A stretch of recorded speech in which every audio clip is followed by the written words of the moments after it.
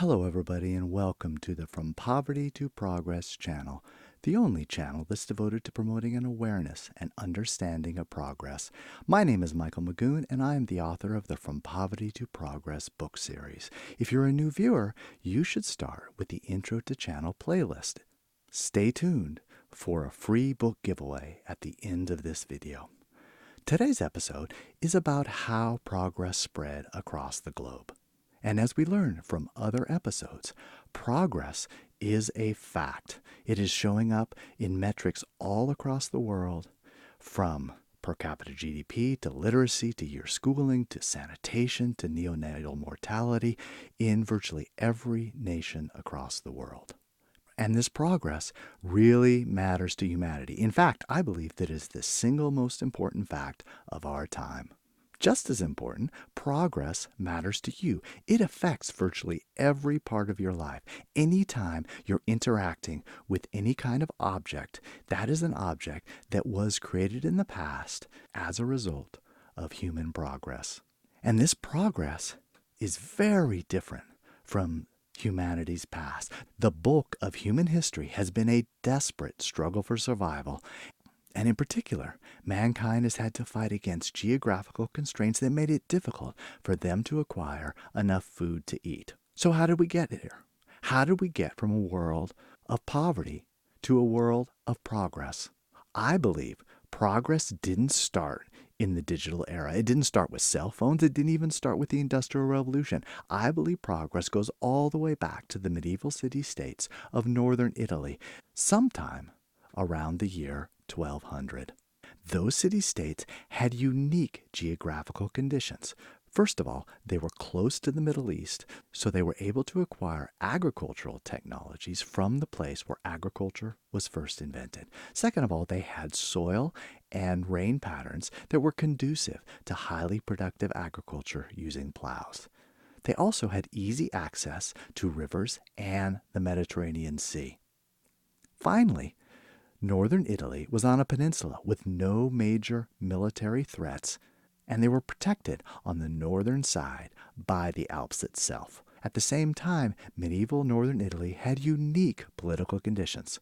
First of all, they were part of the Holy Roman Empire, which is mainly in Germany, but the southern edge of it crosses the Alps into northern Europe. And there was a bitter rivalry between the emperor of the Holy Roman Empire and the Pope that was based in Rome. Neither side wanted either of their rivals to dominate northern Italy, and they were willing to fight against it.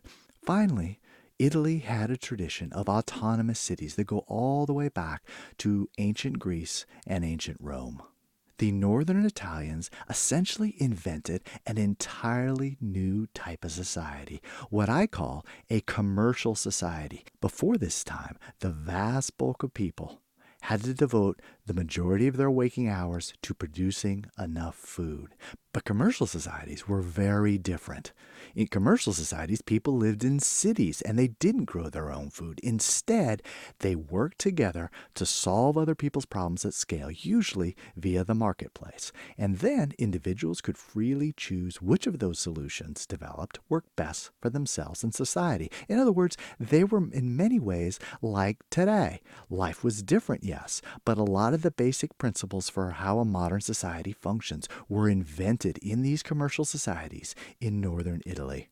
These commercial societies invented 4 of the 5 keys to progress. Now, I went into a lot more detail in a different video on this topic, but essentially they invented productive agriculture, so they could grow a surplus for the cities, trade-based cities, and that's where the innovation took place, where people invented new technologies, learned new skills, and established new organizations. They also developed a decentralization of power. They developed democratic governance, market-based economies, and some type of separation between civic life and religious life. They also had high-value export industries. Now today we forget just how dynamic these northern Italian city-states were. A lot of people use the term Renaissance to cover all of the innovations there, and primarily the focus there is on art and literature and architecture. But the innovativeness of northern Italy during this time went way beyond art. They had profound technological innovations, democratic governance, They started an early trend towards urbanization in manufacturing. They also were very innovative in trade, finance, and accounting, and they made great innovations in science. They pioneered new education systems and diplomacy. And finally, they were also very innovative in military technology and organization. During the time from about 1200 to 1500, I think it's safe to say that northern Italy was the most dynamic and innovative society on the entire planet, and they really drove the innovations throughout Europe during this period. Most of the innovations during this period took place in this one very small and unique geographical area. Then the second step of how progress spread across the globe, where these commercial societies spread to other areas. First to Flanders, which is now part of Belgium in the 15th and 16th century, and then the Dutch copied many of the innovations from Flanders and the Italians in the 16th and 17th century, and finally Southeast England copied the innovations of both Flanders and the Dutch Republic. Each one of these areas had geographies that were conducive to progress. They could borrow the most advanced agriculture technologies because they had similar climates and soil, and they were close enough to each other so they could copy. Plus, they were defensible. Many of these areas had lots of rivers that were great for navigation, and also they made the areas much more defensible. Finally, these commercial societies competed against each other, so they were forced to keep innovating. So these societies were really the engines of progress through this time period. But they had a key weakness. These commercial societies were rich and innovative, but they had very small populations, and they were surrounded by hostile agrarian powers. And by agrarian, I mean they were primarily agriculture. And at the same time these commercial societies were evolving, there was also a trend towards greater and greater centralization, where monarchs became much more powerful compared to the medieval aristocrats and nobles, and they created powerful armies. This meant that these commercial societies were in a constant struggle for survival against France, the Spanish Empire, the Habsburg Empire in Austria, and in Prussia. And these agrarian powers had tremendous military advantage against these smaller commercial societies because they had enormous populations, and they were smart enough to copy the military technologies, tactics, and organizations that were pioneered in the commercial societies. So the result was many of these commercial societies were invaded and occupied, and their innovativeness was squelched by these centralized agrarian powers. For example, southern Italy was invaded by the Normans. Northern Italy was invaded by France, Spain, and Austria. Barcelona, a fledgling commercial society, was dominated by the Spanish Empire. Lisbon, which had a certain amount of autonomy within Portugal, was also crushed by the Portuguese monarchs. Finally, Flanders was invaded by the Austrian Empire, and Novgorod up in Russia, which was an independent commercial society, an independent city-state, was crushed by the Russian Empire.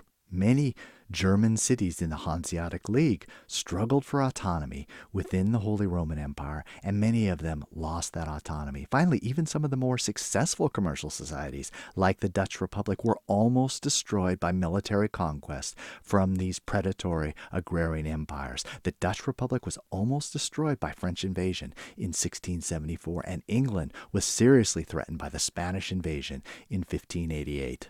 Of these commercial societies, England was the most unique because of its size. It had a much larger population. England had some unique geographical features. First of all, the island of Britain was a defensible island. It was cut off from the rest of the continent, and so that it made it much easier to defend. And within the island of Britain, Scotland and Wales were weak, so it became very easy for England to dominate the entire British Isles.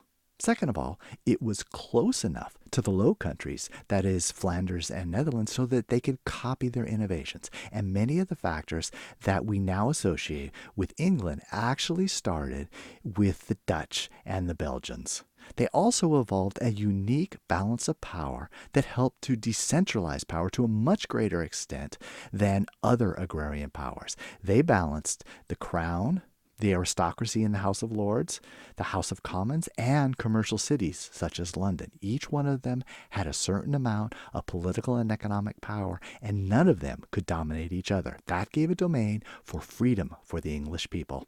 The English were also able to build a powerful Royal Navy to protect that independence. If they didn't have a navy, it wouldn't matter so much that they had the English Channel. But the combination of the English Channel and a powerful Royal Navy meant that England was free from the military threats that most of the continental powers experienced. At the same time, they had a very weak royal army, and it was kept that way by the Parliament because Parliament was very worried that a strong royal army would be a threat to domestic freedom.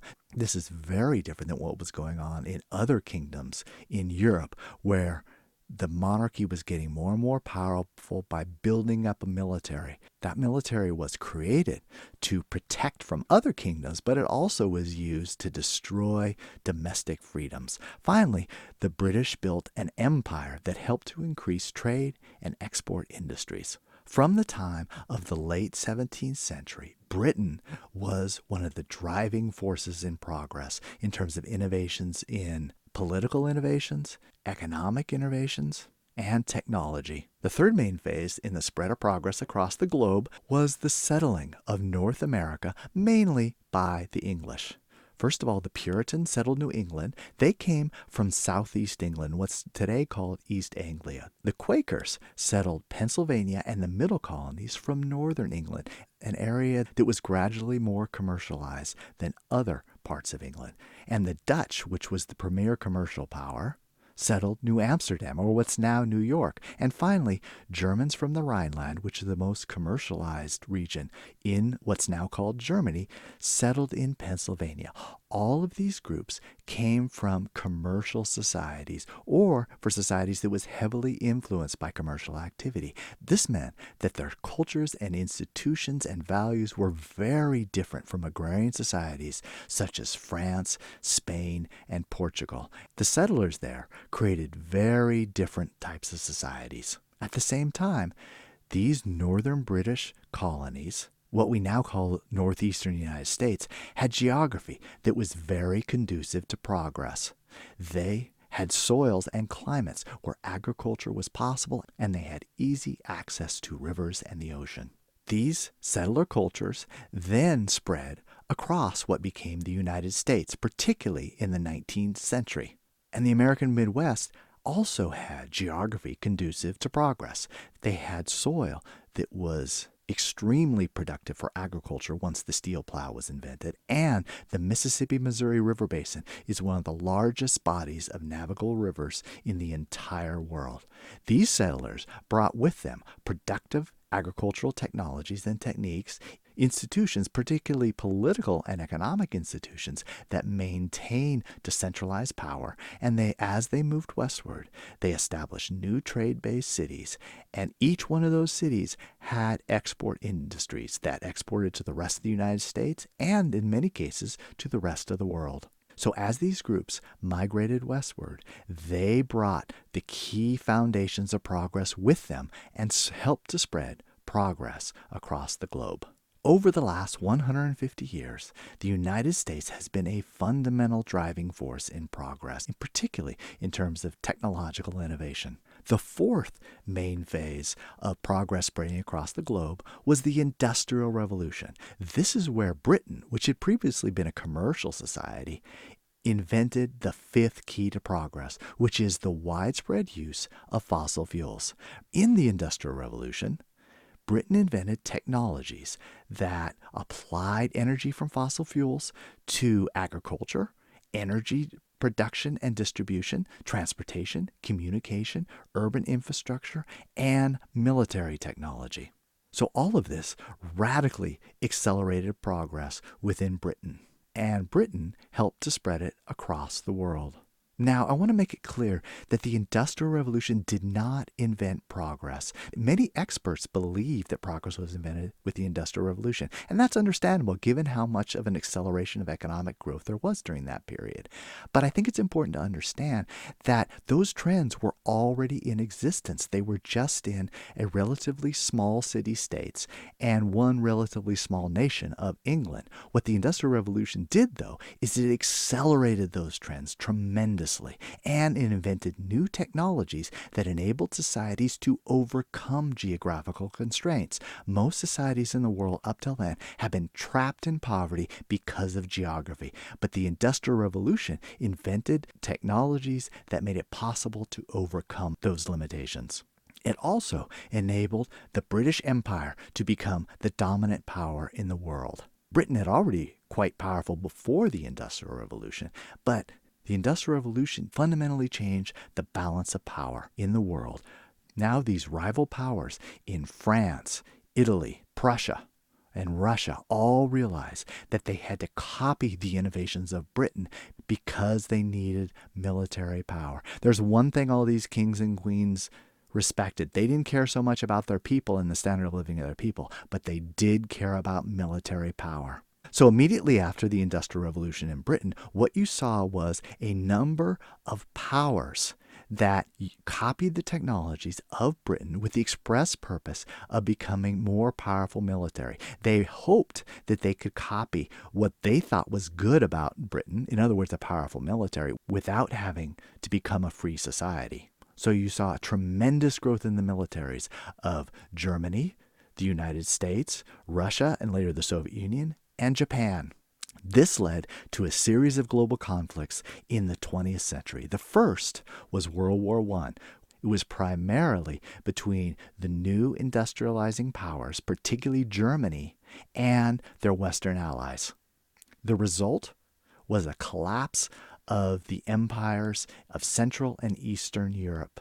The Austro-Hungarian Empire, the Ottoman Empire, the Russian Empire, and the German Empire all collapsed in 1918 or thereabouts. And they did so because those societies were simply not developed enough to undertake the total war of World War I. Too many of their workers were still in agriculture, and that undermined their ability to, one, draft soldiers, and two, build the manufacturing in order to win the war. An unfortunate result of the World War I was that the United States withdrew from Europe, and they weren't able to create a new system. So that led ultimately to the rise of fascism and Nazism. Then what we had was essentially round two of the world wars, or what we call World War II, which was fascist nations against the United States, the British Empire, the French Empire, and the Soviet Union. The result of World War II was the collapse of fascist regimes in 1945 and the rise of the Soviet Union as a global power and the rise of Communist China as a regional power. So what does this have to do with progress? Well, with the defeat of fascism and the reestablishment of democratic governments and market-based economies in Western Europe, there was dramatic economic growth in Western Europe. In fact, some people claim that this was the fastest economic growth in the Western world in their entire history. This economic growth was not only rapid, but it was widely shared by the working class and the poor. So one thing I want to stress in this series is that progress has deep historical origins. So on the one hand, you can say that the post-war economic progress in Western Europe and Japan was caused by the Western victory in World War II and the establishment by the United States of a global trade system. That's certainly true in the short term, but there are deeper historical roots for that progress. First of all was the emergence of commercial societies, and particularly its spread to the United Kingdom and the United States. That fundamentally shifted the balance of power away from centralized monarchical societies based on agriculture towards freer societies with democratic governments and market-based economies. Second, the Industrial Revolution. There would never have been the wide-scale progress in Western Europe after World War II without the pioneering effort of the United Kingdom in the Industrial Revolution. The technologies invented primarily by the United Kingdom enabled the rest of Western Europe to industrialize themselves. And finally, the willingness of Western Europeans to copy the 5 keys to progress. There's no guarantee that any nation will experience economic growth in the long term. They need to copy what already works. In particular, they need to copy the 5 keys to progress so they can experience long-term, widely shared economic growth. Unfortunately, World War II set up another round of confrontations, this time between the communist world, led by the Soviet Union and China, and the Western world of the USA, of the United States, NATO, Japan, South Korea, and their allies. The result of this global conflict was the collapse of the Soviet Union in 1991 and the collapse of communism as a persuasive ideology. The result of this was the most rapid economic growth the world has ever seen. Up until about this time, economic growth was almost exclusively in Western nations. In fact, there were many people who thought it was impossible to have economic growth outside of the West, with the embarrassing exception of Japan. What happened after 1990, however, was enormous economic growth in East Asia, Eastern Europe, South Asia, Southeast Asia, and much of the rest of the world. So again, just like for World War II, you could say that this economic growth was to a large extent caused by the Western victory in the Cold War and the United States establishing a global trade system which enabled developing nations to export in order to grow. But the previous history of commercial societies and the Industrial Revolution were also essential. And finally, the willingness of Asians to copy the 5 keys to progress. Again, there was nothing inevitable about the economic growth in these areas.